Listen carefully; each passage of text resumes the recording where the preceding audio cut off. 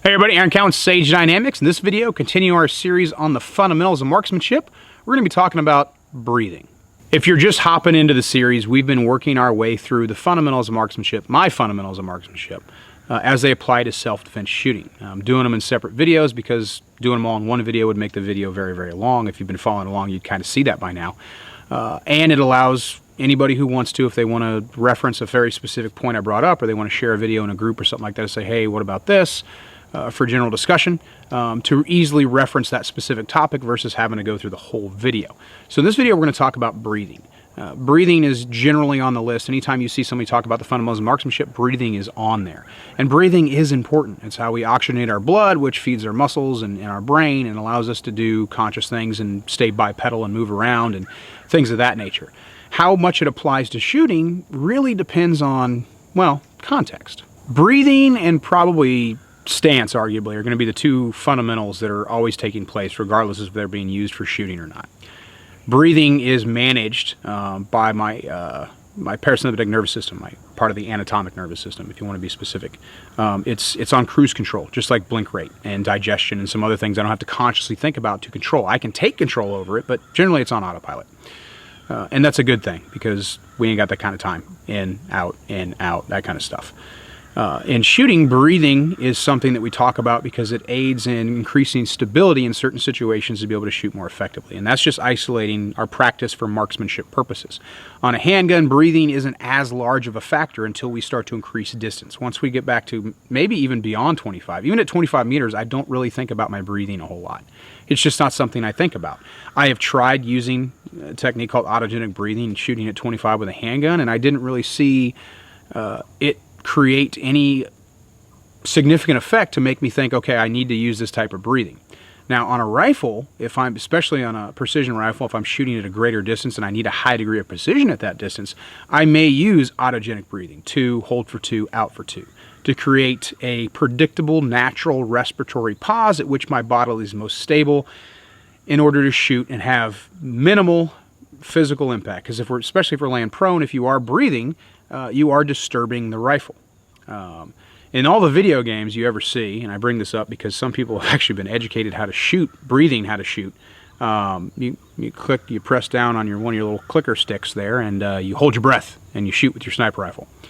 And that's generally frowned upon. The reason being, if I hold my breath, I'm not taking in air, which means I'm not oxygenating my blood, which means my muscles will very quickly begin, and my brain, become starved of that oxygen that breathing provides. That's not a useful technique, except in a very specific circumstance. If I have to run, if I have to use some kind of explosive movement to get somewhere and then make a precision shot, and by the time I get there I'm just heaving, I can, for a very brief window of time, hold my breath. And I'm talking like a second, maybe a second and a half. Especially if I'm not very good shape and I don't do a lot of cardiovascular exercise, it might not even be advisable for that. Depending on your physical condition, you should know if you're capable of doing this or not. My own personal experience practicing this once I was taught, if I had to run, 700-800 yards, or sometimes even less than that, depending on the environment, even 100 yards or 50 yards, depending on how fast, if it's a sprint versus a jog, and I get somewhere and I have to shoot, versus if I get somewhere and I take that snap breath, I can have 5 okay shots versus 1 really good one. So it is a technique that can be applied, but the general rule about breathing is take a class where that's an actual topic of instruction.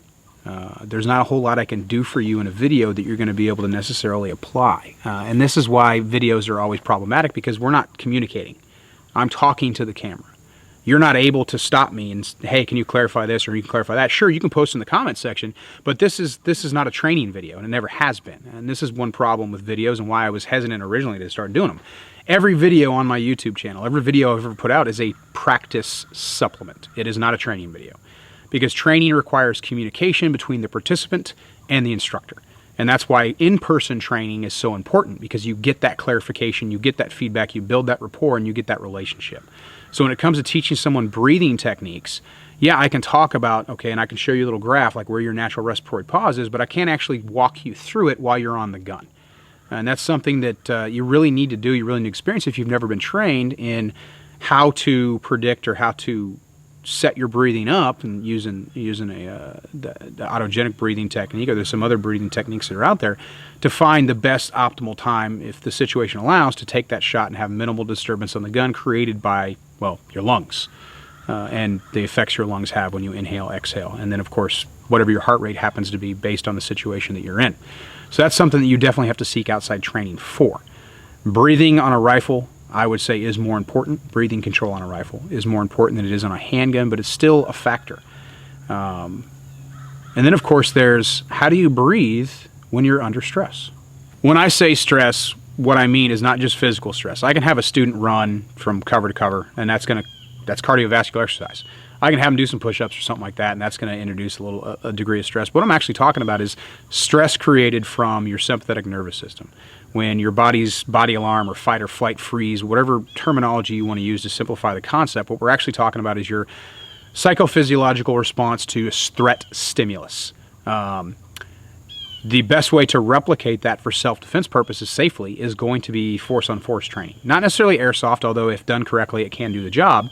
I use simunitions, UTMs, FX, whatever you want to call them. They're just brands. But what we're talking about is force-on-force type scenarios where you actually have to confront and deal with scenario-based training against potential live threats, bystanders, real-life human beings, and you get to shoot them with these safe marking rounds that are kind of painful depending on caliber and distance and saturation. And, of course, round placement. You get safety gear, you get a helmet. The helmet adds to the stress level because it kind of narrows your vision a little bit based on the visor design, and it does steal a little bit of your ability to draw in unrestricted breaths from the world around you. But what I've seen over a pretty long career at this point of teaching force-on-force is how much more stress a student will experience breathing-wise under force-on-force than they'll experience on a live fire range. And you're thinking to yourself, well, that makes perfect sense. It does. This is one of the reasons why I don't use physical exercise as part of a class just for the sake of getting someone to breathe faster. It doesn't make a whole lot of sense. If I want to fatigue them, I want to do it in a realistic way. So if I want to wear somebody's arms out, I'm not going to have them do push-ups because that's not necessarily as realistic as just having them maintain a sight picture for 30 seconds, 45 seconds, a minute and a half, 2 minutes. If I've got to hold someone at gunpoint, it could take that long before a situation where I have to shoot or don't have to shoot. Breathing's part of that. If I'm not getting good air, I'm not saturating my muscles, and I'm not getting good oxygenated blood to my brain, it's going to cause time compression and decision-making difficulties. In force-on-force, I see this all the time. I see people make very nonsensical decisions. Part of that, of course, is just based on the stress of the situation created by your sympathetic nervous system, and you going to less efficient, especially if you're new to it, less efficient choices are being made. But another part of it is, are you getting good air? Are you breathing well? Are you actually thinking, okay, am I hyperventilating right now? Because if I'm only taking a half breath in and then blowing a whole breath out, that's not necessarily going to be good for me in the long term, and it's going to create issues not only with my accuracy, but also with my ability to cognitively process through a situation. So breathing is important, I would say, more important for actually factoring and reasoning a situation than it is necessarily for shooting in a situation. And that's why we talk about the fundamentals of marksmanship. If we were just isolating breathing as for shooting purposes and talking about breathing efficiency for stability, we're missing an entire piece of the puzzle. Are there breathing exercises you can do to include in part of your practice? The answer is not really. Yes, no, maybe, I don't know.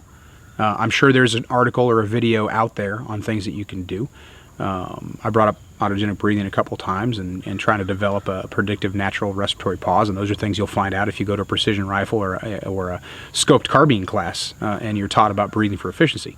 On the other side of the coin, if you want to see how breathing affects, or maybe not, your cognitive processing, your ability to think through a problem quickly and problem solve, you need force-on-force for that. Some people will use airsoft. In my experience, and I've got a very, very, very, and I have to underscore this, a very large sample size of students through force-on-force training as a training coordinator for police department and as an instructor on the private side. Hundreds and hundreds and hundreds and hundreds and hundreds and hundreds of students play through scenarios. When I first started teaching force-on-force, all we had available was airsoft. About a year into it, we got our first force-on-force kits. We used the simunition FX system. All we got was guns. We already had the masks and everything like that. And I noticed a significant change in officer behavior and scenarios between airsoft and the simunition system. I don't know why it is. Maybe because the guns are more realistic. That argument can't really stand, though, because a lot of these airsoft guns, the ones we had, were very realistic. Blowback, operated, all that. Pain penalty can be brought up, and I think those little airsoft pellets that are coming out of a gas gun hurt a little bit more than the simunitions round does. That's just my opinion. And I've also seen paintball employed as a training method, and it just didn't seem to have the same psychophysiological effect that you get out of the simunition system. Now, I don't know what the magic ingredient is. I just know it causes people to behave in a more realistic fashion and make more realistic decisions than they make under paintball or airsoft. That doesn't mean you can't use either of those systems for practice and training purposes if you don't have access to force-on-force equipment, because it's actually kind of problematic to get if you're not a certified instructor or law enforcement, military, so on and so forth. My advice is to take a class. Take a class for two reasons. One, because it gives you access to the equipment. You get to use it. You get to learn about the physiological aspects that go into self-defense shooting from a reputable instructor. And two, because it creates scenarios in which you have no prior knowledge. And one of the biggest problems of self-defense shooting, and it's a problem we can't really correct. It's not like I'm saying everybody's wrong. I'm saying this is something we have to live with. On a live fire range, I'm going to understand to a certain degree the metrics, and there's going to be safety considerations that have to be taken into place that prevent us from being more realistic in our training. So I've got time, distance, and accuracy. Those are our three shooting metrics that we use to judge everything and everyone. In a live fire class, you're going to be aware of at least one of those metrics at all times. In a scenario-based training using force-on-force, you may not be aware of any of those metrics, or you'll only have a vague sense of maybe one of them.